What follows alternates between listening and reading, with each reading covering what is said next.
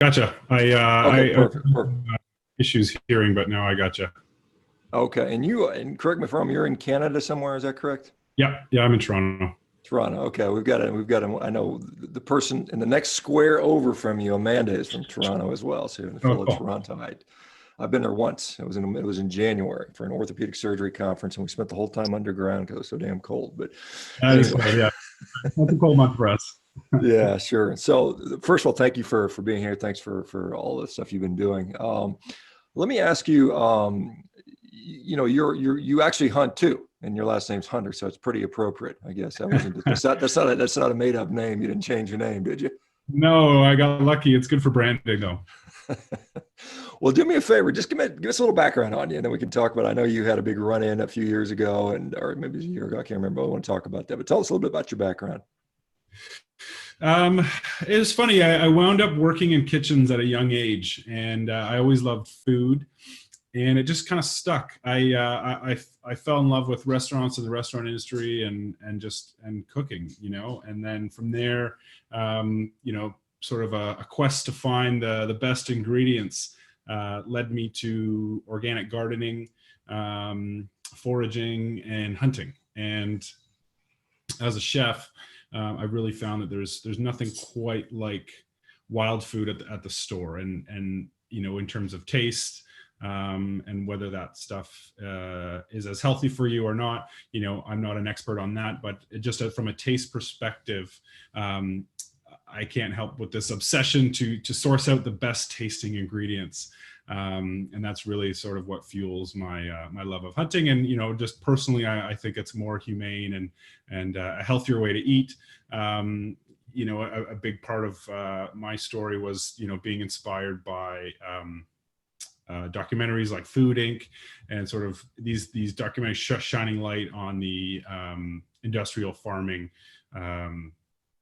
industry, and really that's what started, planted the seed, I guess. Yeah, and you can take that analogy to just about any modern, highly, efficiently produced product. Whether it's shoes, you got little kids in sweatshops working in, Southeast Asia or something like that. You just look at when you peel the layers back and you look at how we get to our convenience, how we sort of are able to afford that. It's kind of scary, and you kind of look at that, and the food system is no different. And so. I share with you your love for eating, and it started when I was young, and I've never stopped. I think all of us do. Yeah. And we certainly appreciate people that make the food taste good for us. So that's wonderful. When growing up, I spent a little time working in restaurants. That was like my first job. I started out washing dishes, and then I was a busboy, and then I was a room Yeah. service waiter, I should have stopped there, because I'll tell you what, the room service is a scam, because not only do they overcharge the people for room service, they already calculate in a tip, and then they don't know it, and they give you a tip anyway. That's the way I worked at. And I used to score pretty big as a 16-year-old kid delivering food to hotel rooms. And they were playing. I remember they used to play illegal poker games in the rooms, and so they'd order all these appetizers. I'd bring them in. They'd say, "Hey kid, here," and they'd give me $100 bill, so I'd shut up and wouldn't say anything. So that was pretty nice. And then I ended up eventually becoming like a doorman for the bar at 17, because I was a big guy and I wasn't allowed to go in and drink, but they thought I would rat out all my friends or something like that. But it's hard work. I mean, the restaurant stuff is hard work. I mean, it's one of those things that, I trained as a surgeon. I got my ass kicked. I was working 100 hours weeks, 120 hours a week. But I think people that go in the restaurant business, particularly if you have ownership, I mean, it just really, really just, it's tough. It's not an easy lifestyle. No. Can you comment on that? Am I making that up, or is it? No, you're bang on. It's at the end of the day, it's manual labor. So you're behind a stove, you're sweaty. It is extremely hot in the kitchen, even with proper hood ventilation and stuff like that. You're behind fire all day long, basically. So it's incredibly hard on your body. It's hard on your knees. It's hard on your back, to be on your feet all day. And chefs work anywhere from 10 to 12 hours a day, typically. Some are more, some are less, but and starting out, as an apprentice, it's very difficult, and you make no money, and you're basically paying, to learn from a mentor. And like any apprenticeship in any trade, the pay is very low, but I think the return on your investment as a chef just takes a very long time. Generally it's minimum wage type work. So, as for a trade, it's very low paying in terms of all the list of trades there are, like plumbers, electricians, woodworkers, things like that.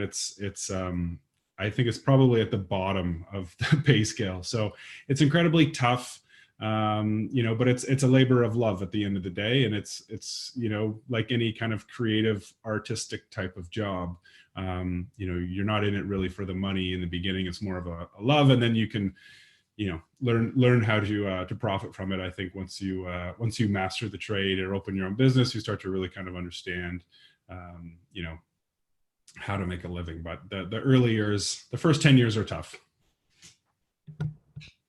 Yeah. And so you're past all that. When did you sort of marry this love for hunting into, because hunting takes a lot of time. I mean, that's also another thing that's harder than most people think. It's just, just go run out and pick up a gun and start shooting deer. I mean, there's a lot of work and preparation to do it well. There's a lot of skill development and time and effort and resources goes into that. So how did you sort of find the time to do both of those and mix those? So tell us about mixing those together, and then tell us a little bit about your restaurant. So my restaurant's called Antler, and like I mentioned, we're in Toronto. So, I guess, my love for hunting and wild games, I really think started, I grew up on a farm. I grew up on a horse farm, and just being surrounded by nature. So, being out in the woods and hunting, it's really sort of therapeutic for me. It's my time in nature to sort of wind down from the kitchen life. And so I don't know if you can hear that my dog is drinking a bowl of water beside me. So I hope that's not coming through. But so I think my real love for it is just where my upbringing comes in. And I didn't actually start hunting for food until I was in my 20s. But my parents used to ride horses, and they were part of a hunt club on horseback, and they'd hunt fox and coyotes with hounds. So that was really my introduction to hunting at a young age. But the huntsman of the hounds took me turkey hunting when I was, I think, 18. And that's really when I started hunting for food. I was in chef school. I had already been working in kitchens. And it was when I tasted wild turkey for the first time, and I realized that, that stuff in the grocery store, wasn't turkey. And that, wild turkey was how turkey was supposed to taste. And, really, I didn't really hunt much in the first 10 years of hunting because I worked so much. And now that I own my own business, I can take a step back a little bit more, and really pursue hunting a lot more, because it does, like you mentioned, it does take a lot of time to go out there. And it is not easy. You can't just walk out your door with a gun and, like you said, start shooting animals. There's a lot of planning, and there's a lot of times that you turn up empty-handed, and that's another big part of it. And it's all part of the process. So for your restaurant, and I know you serve wild game on the menu. Is that stuff you've actually hunted? Is there regulations on that? I mean, how does that work? Because I know there's regulations on restaurants where you can get your food from, I'm sure. Can some guy just say, hey, I just killed this deer, here, come cut it up and serve it? I mean, how does that work? No, so actually all of our wild game is actually farmed. So they're game breeds that's farmed, and that's by law. So we use all local Ontario farms. We get our bison from Alberta. But all of our meat is Canadian local. Same with our fish. All of our fish is wild Canadian fish. And it's very similar to the States that, other than in the Newfoundland, they're actually allowed to serve wild game. But that's something that's more of a dream, I think, for me at this point, unless I want to pick up and move to Newfoundland. So yeah, all of our stuff is farmed. It goes through the inspection process and stuff like that, just like all other meat. So my impression is you have I guess, desire for sustainability. Obviously, a culinary, difference with the different meats. I mean, that seems to be important to you. Is that fair to say? Yeah, 100%.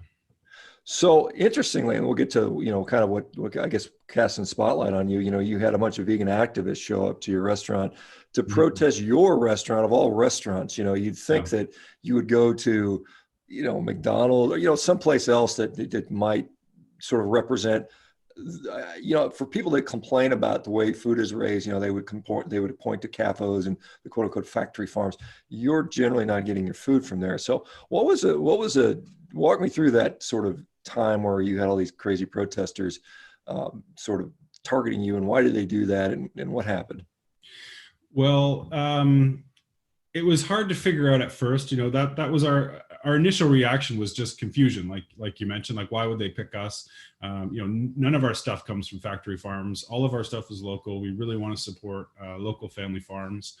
So in the beginning, it was very confusing. We actually tried to communicate with them. They sent us a letter of demands. They wanted us to put their slogans and logos in the window, and they wanted to have a meeting with us to change our menu, which was just totally bizarre.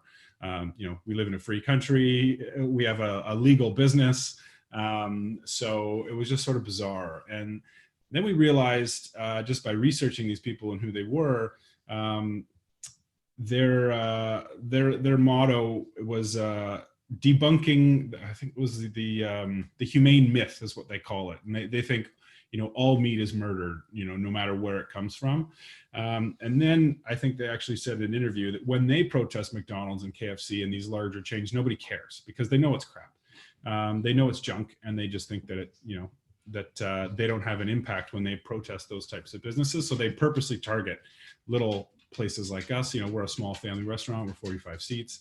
And that's where they find they get the biggest impact. And, an impact is sure what they got. So, they might be crazy, but they're not stupid. So, I was going to say that. I mean, they invest a tremendous amount of effort in trying to, quote unquote, debunk sustainable, animal agriculture. We got guys in, different parts of the world, but in the US, guys like Gabe Brown and Joel Salatin and Will Harris and on and on and on. And these guys are demonstrating day in and day out, yes, you can grow meat.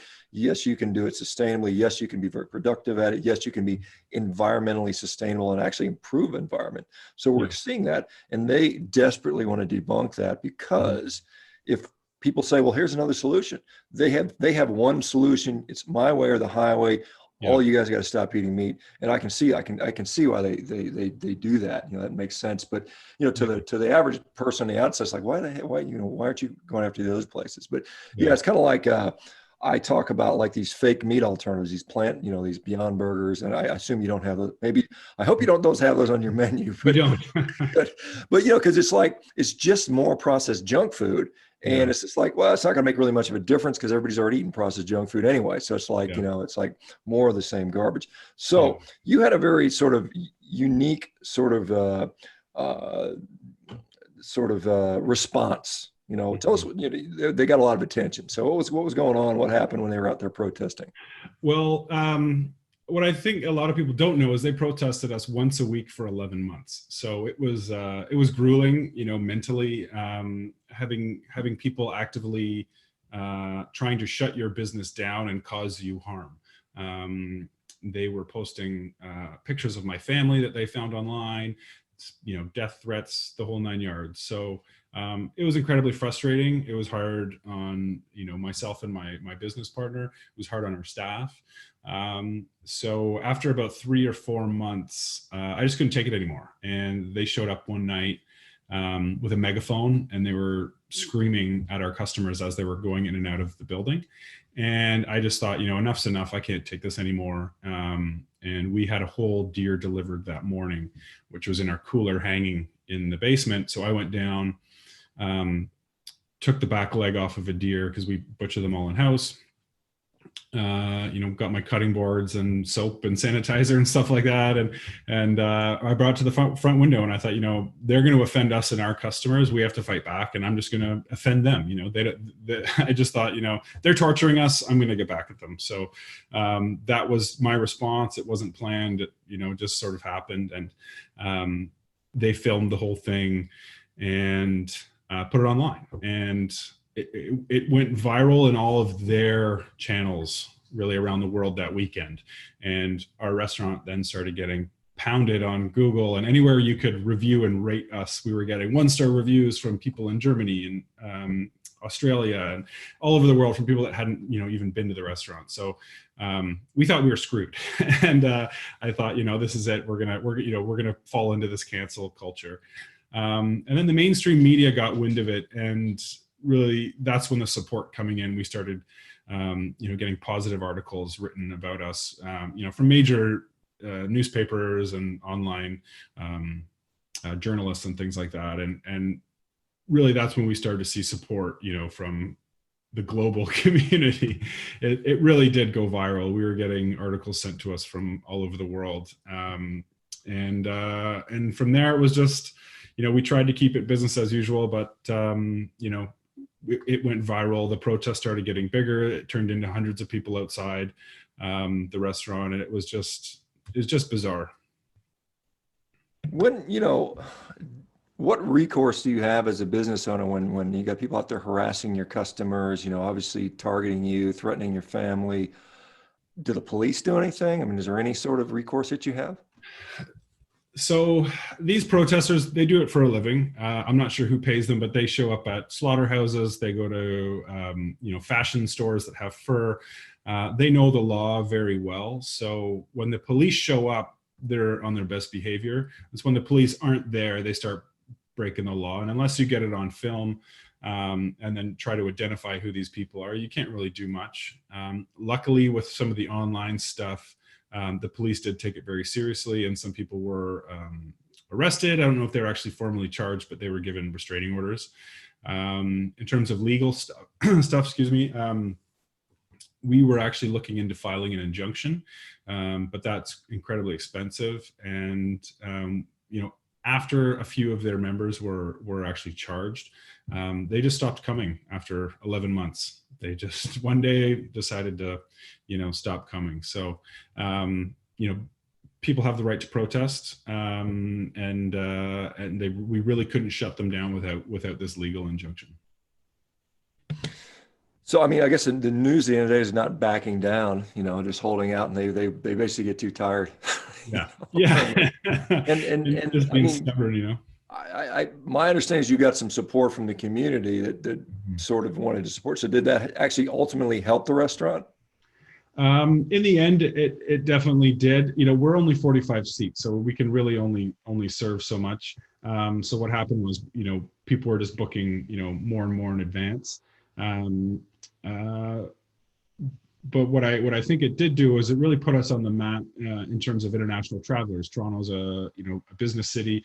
We get a lot of international travelers. So what we did see was an influx of people from out of town in Toronto on business, and then they had to go to Antler for dinner. So that, at the end of the day, that was really positive for us to really be put on the map like that. Yeah, so you can thank the vegans. More people came. So anyway, and the funny thing is that I don't think we talk a lot about is a lot of their morals and principles. I think that I share some of the same morals and principles, and what they were doing wasn't really inspiring anybody. Screaming in your face, telling you you're wrong, doesn't inspire anybody. If they said to me, we don't like how animals are treated, we want to see reform in the slaughterhouses, or whatever it was, I would be on board with that. And if but I think that trying to protest an individual like me has no impact. Whereas, if you were to protest the government or protest, an office where they actually, can write legislation and make differences in the law, I think that would have inspired people to, really reform, how animals are kept and how animals are raised on a larger scale. Yeah, I agree wholeheartedly. I mean, you have these activists that, these are their young kids or, people who don't have anything better to do, I guess. But, they spend all this energy and passion and time trying to make a change, which honestly is probably not the right change, because all food production results in the loss of animals, whether it's crop production or organic, whatever, you're getting dead animals. I mean, this is just part of the reality of eating as a human being. Yeah. And so if you're going to say, well, we don't like the way this particular system is, being operated, change the system, don't eliminate human nutrition, which I think is just the wrong answer. And I think when you do that, you just kind of lose the battle. And I agree. I largely would say, yes, I'm more for a more sustainable way to do agriculture, both plant and animal agriculture. I think that's something that's important, something we should do. When we go to making everything in a factory out of, chemical glop, using petrochemicals as to fuel it, and, fake meats, and that is just the wrong answer. I mean, it's very profitable. Don't get me wrong. It's the right answer for corporations. It's the wrong answer for humans or humanity. Let me ask you, so has your, talk to me about your menu. What can we get on your menu? What's on Antler? Just out of curiosity, we wouldn't get on the typical steakhouse. Yeah, so we have basically I wanted to look at the Canadian wildlife where we are, and one thing for me is if I had to live outside on my own like we did in the olden days, there'd be deer, moose, elk, bison, all of these things, rabbit, upland birds. So we try and I wanted to really highlight what's in the Canadian wilderness where we are. So there's deer and elk. We have rabbit, goose, duck. Wild boar, bison, and then every kind of wild fish you can think of that's in the Great Lakes or the Atlantic and Pacific Ocean. So, and I've had not all of them, many. I mean, I certainly had elk and bison, and plenty of beef, and different. I don't think I've had rabbit, but talk to me about when you're many restaurants are eating prime grade beef. I mean, that's easy. I mean, it's fatty, it's got flavor. yeah. Some people will say it's harder to do, leaner cuts because there's just not as much. But how do you deal with that as a chef? How do you make these game meats, which tend to be leaner, because fat is flavor? I'm sure you would Yeah. concede that. And, if you Yeah. talk to a French chef, they're going to talk about fat all day long. But Yeah. how do you deal with wild game? How do you make that for somebody who's going to maybe want to delve into cooking wild game at home? Mhm. What are the obstacles you have to deal with, and how do you deal with them? So like you said, they're a lot leaner. So they benefit from aging. When we first I was testing out some bison products. And when I first got this bison, it was coming directly from the purveyor in Alberta, and it was like fresh. And I think what a lot of people don't know is when they're buying beef in the grocery store, there's at least the laws here, and I'm pretty sure they're similar in the States. There's a 21-day mandatory aging process that it goes through. So we got this bison, and it was almost like Jello, and it was a whole ribeye, cases of these ribeyes, and I thought, this stuff is crap. And then I kind of realized, okay, I contacted my supplier, and they said, well, it's pretty well straight from the slaughterhouse. So we tied it up with butcher twine and aged it in our fridge. So what that did, the natural dry aging process, the meat loses moisture. It shrinks in weight a little bit, but then the enzymes start to break down sort of that toughness, from the meat. So a difference of 2 weeks, we aged it in house, was just night and day. It firmed up, and it just ate beautifully from there. But in the beginning, it was a learning process, learning how to work with this product because it was so fresh. So dealing with wild game, aging it is definitely key. A lot of the stuff, slow roasting it, like low and slow, really helps with tenderness. Seasonings, marinades, things like that, or adding fat. There's caul fat you can wrap the meat in. Wrap it in bacon. Little tricks like that to add fat, or just searing it in the pan and adding a little bit of butter. Really helps with that flavor. So there's all kinds of tips and tricks, that I highlighted in my book as well about cooking wild game, because what I find, a lot of hunters weren't using a lot of their game cuts because they were tough. So one of the inspirations for me to write the book was to really teach people, how to use things like shanks and neck meat and these tougher cuts, and really get the most out of their harvests. Yeah, I actually have a little dry ager at my house, and so I do that. I get big subprimals and I dry age them for a month or 45 days or something like that. And it does make kind of a huge. And what you mentioned was most beef in the superstar has been aged, but it's been wet aged, and so there's a difference. That's in the plastic where it's not out in dry aging. You're exposing it to air and circulation and humidity, and it gives a different type of texture and flavor. And I really look forward to it. The only the downside is you lose a little bit of the meat, but you can use that pellicle. When you trim all that hard stuff off, you can grind it up into hamburger.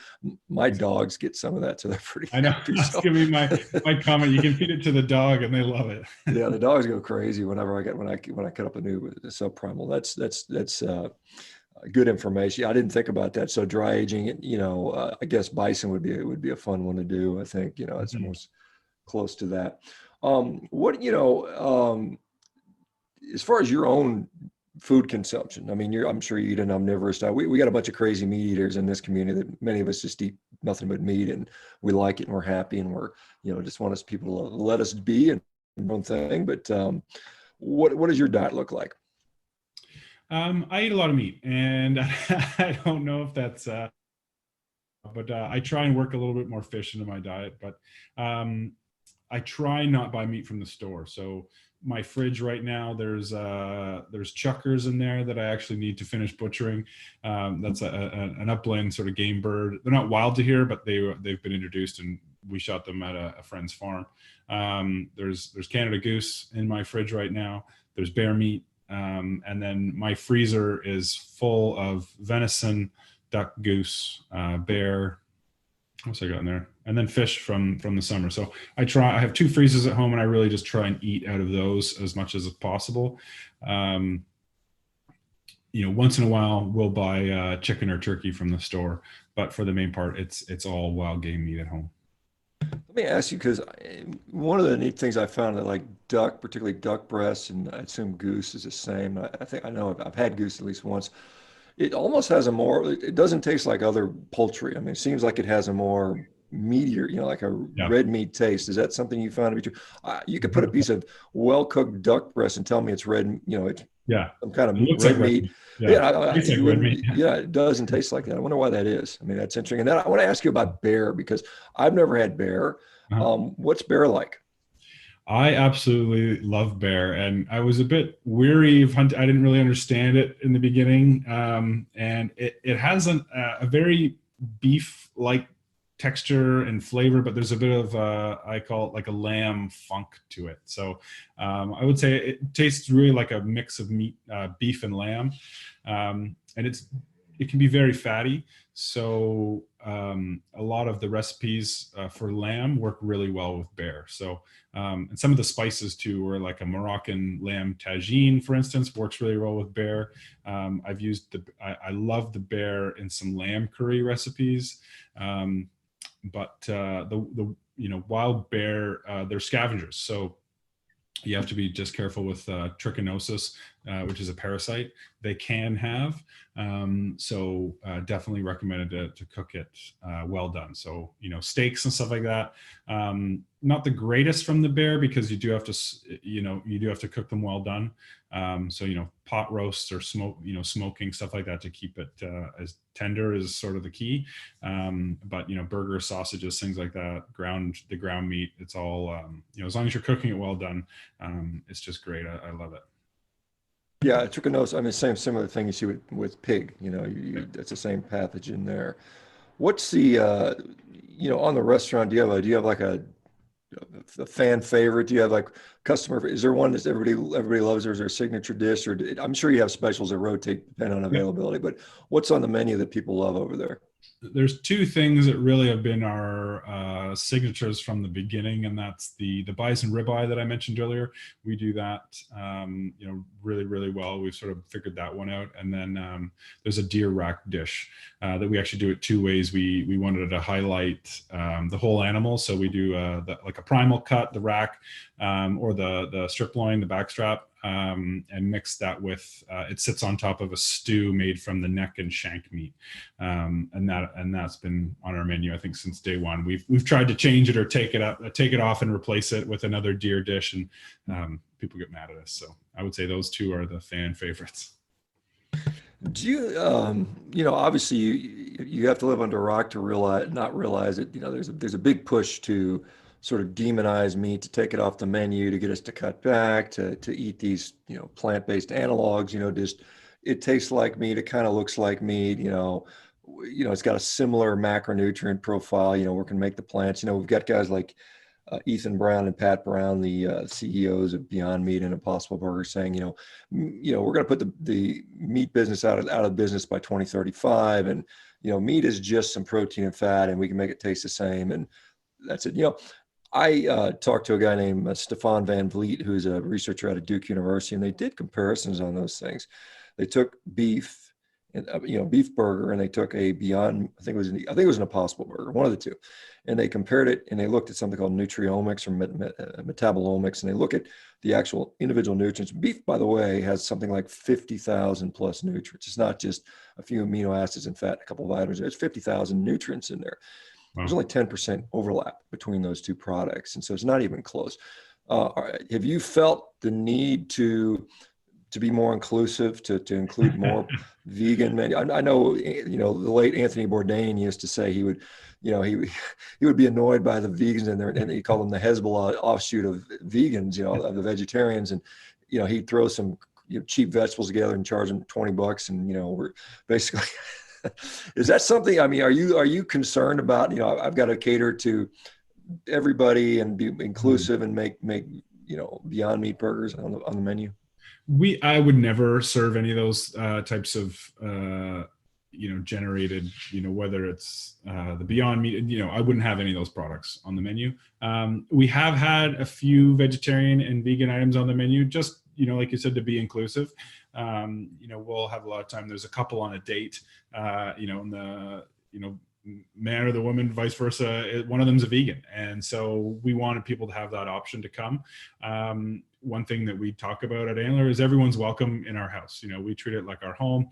You know, if we're having guests for dinner and someone had some dietary restrictions, so we have had, you know, and it consisted of wild rice and butternut squash and, you know, lentils and things like that.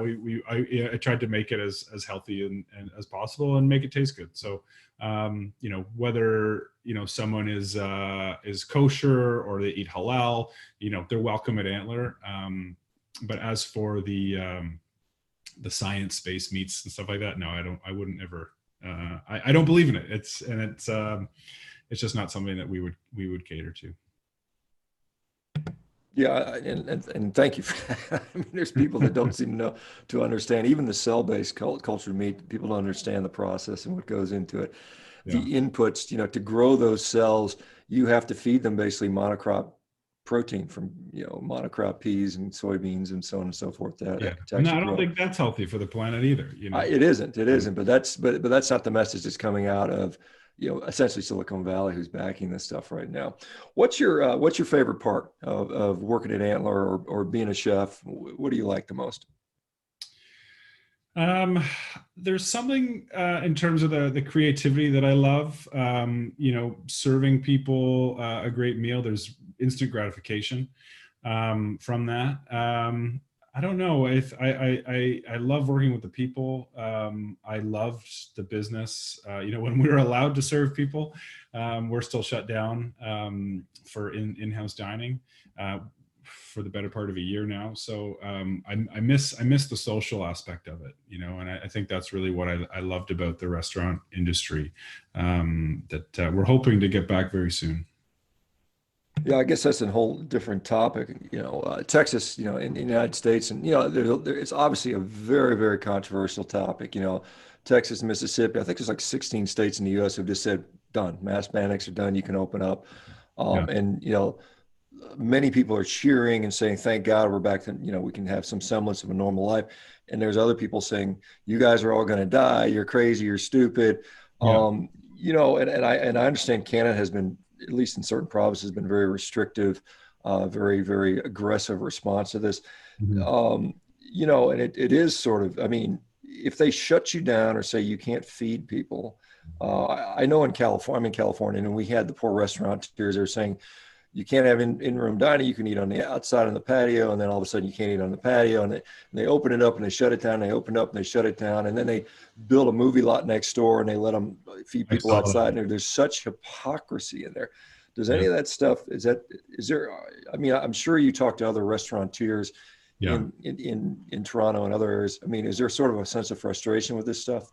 Everybody's pissed, and it's going to have colossal impact on our industry, on our economy as a whole. You know, I don't know what these politicians are doing, and you know, I'm not a doctor, I'm not a scientist, I don't know anything about the coronavirus. So you know, really, we don't have a lot to go on besides what they tell us, and you know.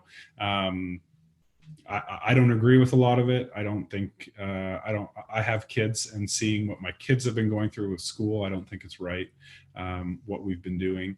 And then what I found is if you speak out about, you know, any of these lockdowns and restrictions in Canada, you know, there's a lot of backlash, and I've spoken negatively about it a couple times on my social media, and have, you know, people triggered, so to speak, in the comments, basically calling you a murderer because you want to open and you know, make a living, you know. So it's pretty controversial here, and there's a lot of people, you know, Canada's a pretty liberal place, and it's very controversial. Yeah, there. I mean, and I saw there was I can't remember what province it was in, maybe Alberta, but I can't remember. There was a guy who was open. He had a barbecue shop, you know, That's barbecue Toronto. place.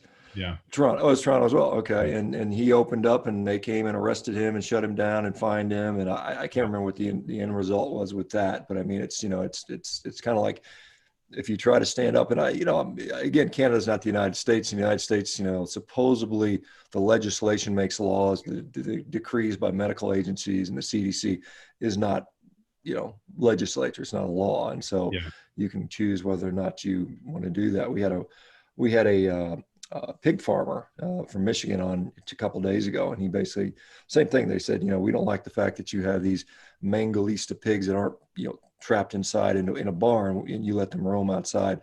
They're therefore a nuisance and a threat to the general population. Therefore, we're going to shut you down. He just said, no, it's not a law. You don't have a law in the book. I'm not going to pay attention to that. And he eventually, you know, prevailed. Yeah. You know, and you know, like I said, the same thing with the kiddos. I mean, my kid has been, you know, I mean, he had the audacity to go skiing out of state for Christmas, and then went into a 10-day lockdown because of, you know, Yeah. couldn't go back to school, you know, because it's just kind of one of those things. And I don't understand that. I'm just like, you know, I'm in California, it's a big state. You know, I can go to Arizona in about 4 hours, but I can't make it to San Francisco. It's greater geographic distance, but somehow that means, you know, you have these crazy restrictions. So there's not much true science behind some of these laws or these sort of ordinances, I think. I mean, going forward, I mean, assuming, when are you guys opening up? Is there any kind of, do we know yet? I mean, what's the deal on that? So we're actually, they said that we could open up on March the 9th. There's sort of dispute between the province and the city mayor and health departments. The city mayor and you know, chief medical officer want to keep us in lockdown forever, it seems. So I'm sort of predicting that they keep asking to extend this lockdown in terms of Toronto. We're the largest city in Canada with the most cases in Canada. So they are actively trying to keep us shut down. The province has started opening up other cities around Toronto, which doesn't make any sense because I live in Toronto and I can drive and go eat in a restaurant out of town in my home province, half an hour away, and then come back home. So, you know, it was scheduled for March 9th, but I don't think that that's going to happen, but who knows? And my assumption is you can go to a grocery store, you can go to a sort of big box chain hardware store, a Walmart, a Costco, a Target. I don't know what, you know, I'm sure there's equivalents in Canada without restriction, I'm assuming. Is that correct? So that was the case. They've actually shut down hardware stores, but, you know, Costco, Walmart, you know, you can go to Walmart and, you know, buy a hammer, but you can't go to Home Depot and buy a hammer, you know, so it's bizarre. But it's really only food establishments, you know, like grocery stores and stuff like that are open for in-house, you know, where you can actually walk into the store, but Walmart is included in that. But again, the restrictions have been lifting across the province, just not in Toronto. We're still in you know, severe lockdown. Well, hopefully that eases up for you know, the health of your mental health and your financial health, because I know it's got to be a big stress. So in the time off, have you been cooking at home and making new recipes, or what's going to happen when you open up? Yeah, so I've been hunting a lot, you know, spending as much time with my kids as possible. And yeah, you know, I've been working on, you know, filming some stuff. I've very recently started a YouTube channel. You know, there's nothing really on there yet. I'm still working on some editing of videos and stuff like that, but I'm definitely trying to keep busy and keep my sanity at home. What was it? And you'd mentioned, you kind of alluded to a book. Tell me about the book a little bit. What's the story? What was the name of the book, and what's that about? Yeah, so the book is titled The Hunter Chef Cookbook. And it's actually something that I started working on about 10 years ago, and it was, really on and off. But when I found the more I was getting into hunting and foraging and living off the land, so to speak, more interest I was getting from family and friends wanting me to take them, to teach them. And it was just kind of funny for me because, what I was doing wasn't new. It's in our DNA, it's in our history. I just think people have really lost touch of where their food comes from. And it was just important to me. I wanted to teach people about, what I was doing, as I was, kind of learning about it and reconnecting with it.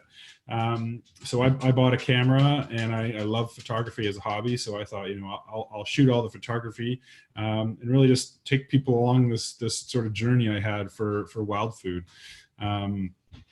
And in creating this book and photographing this book, things happen along the way. My business partner and I ended up opening Antler and really put the book on hold. So last October 2020, the book finally came to fruition, and it was published. Penguin Random House published it, and it's doing very, very well in Canada and the United States in terms of sales. So we're absolutely thrilled. You can get the book anywhere online: Amazon, Chapters, Indigo, Barnes and Noble, or my website, thehunterchef.com. We ship books worldwide too. So really, really fun project.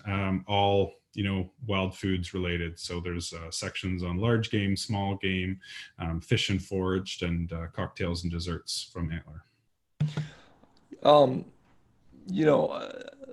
When I was, like I said, I haven't eaten everything. I've had shark in Iceland, the fermented shark, which I thought was not particularly good. I mean, there's different foods out there that, I was in South America doing a medical mission. I was operating on little kids that had deformities, and we were out there, and Right. one of the dishes was called something called cuy, which is basically guinea pig. They serve Yep. it to you, laying in the thing with his paws and claws out, and, Wow. it's with some potatoes around it, and Yeah. I didn't find that particularly good. Maybe it just wasn't good. I wasn't maybe ready for it at the time. But Yeah.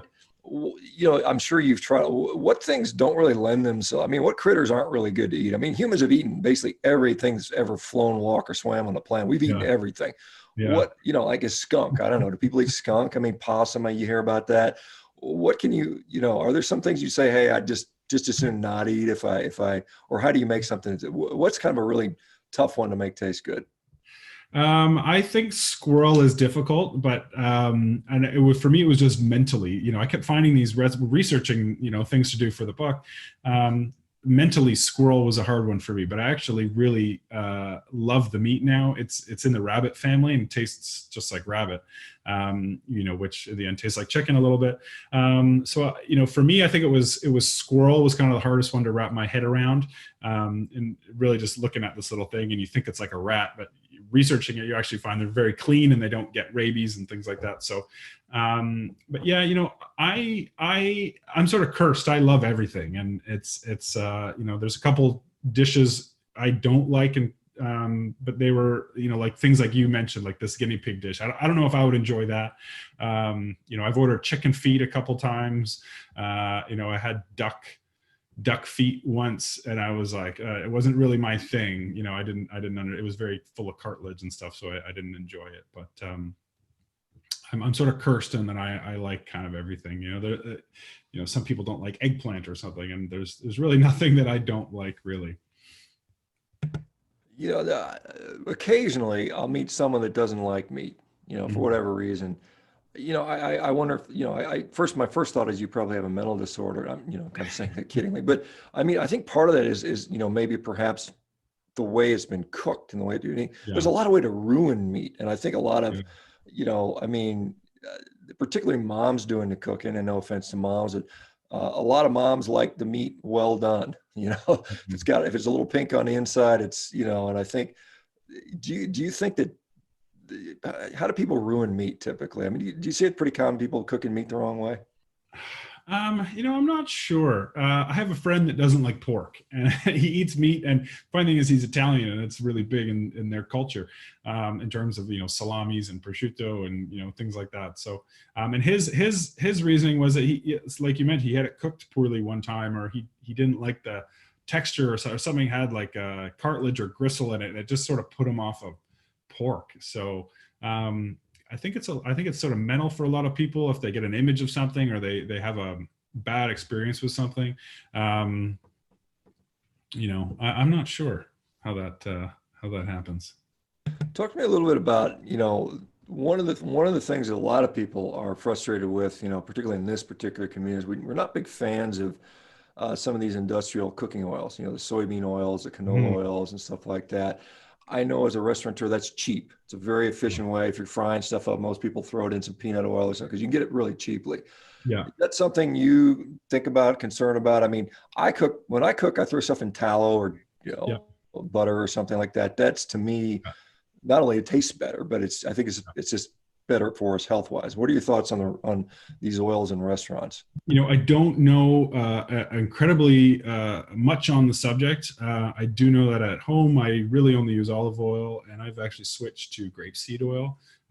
You know, I've read some negative things about canola, you know, which is actually, you know, technically it's rapeseed, you know, and the monocrops of that is not really good for the environment. So, you know, personally, that's what I use at home.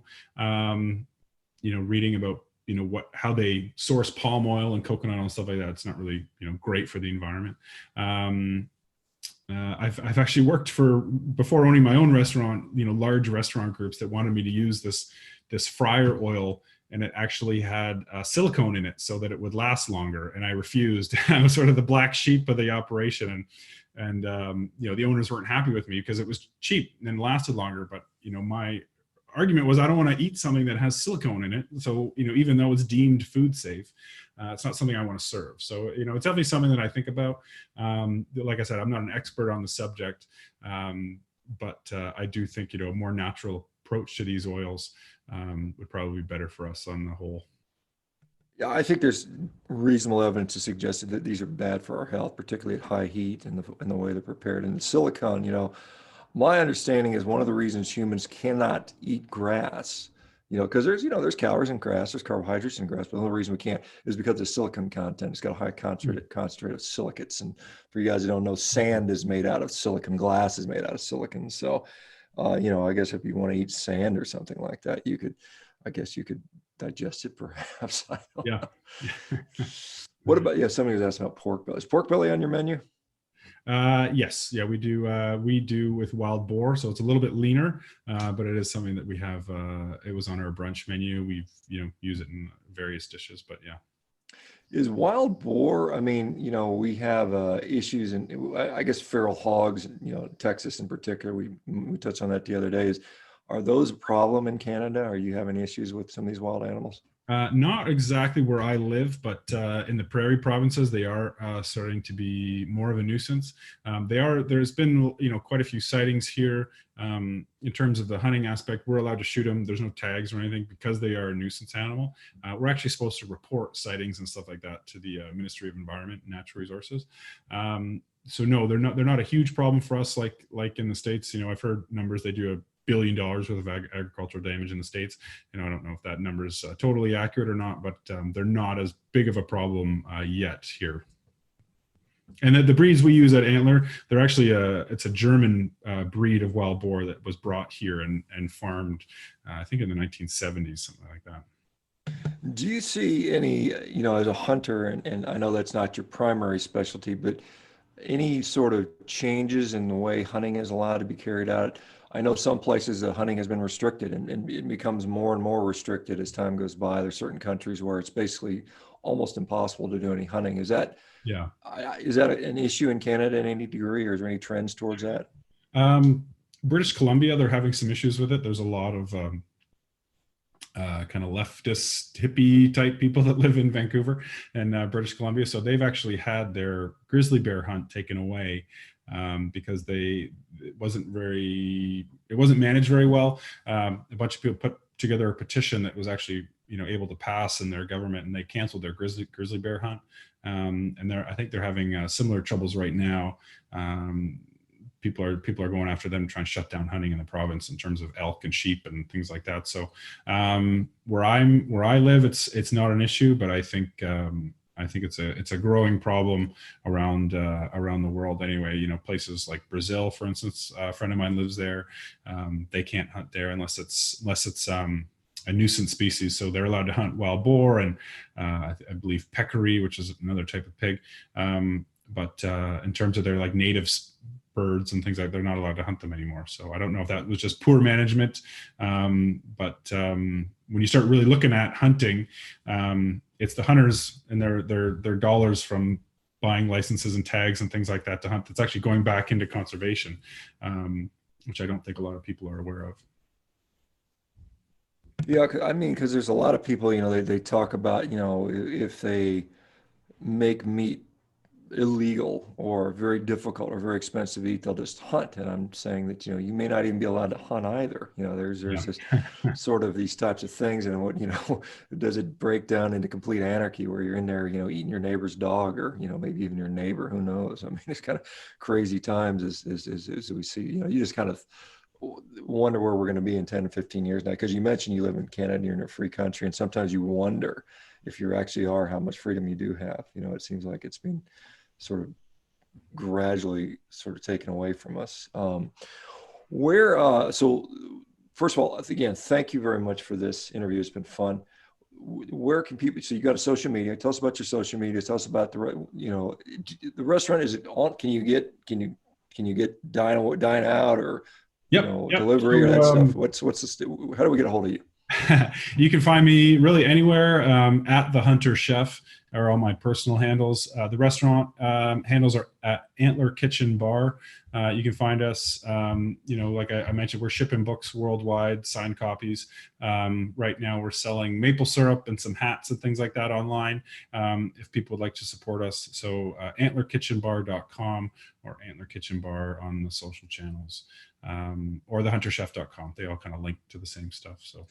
Well, Michael, if I get up to Toronto, and if I'm allowed to, because I don't even think I'm allowed to go. I don't think Canada's even got its border open now. But at some point, I will definitely stop in there and have a meal. Maybe I'll have that bison ribeye. Sounds really good. So, awesome. Thank you. Thank you for this, and good luck to you. And keep up the fight. And we appreciate what you're doing. Thank you so much. Thanks for having me. All right, guys. We'll see everybody tomorrow. You guys take care. Bye bye now. Bye.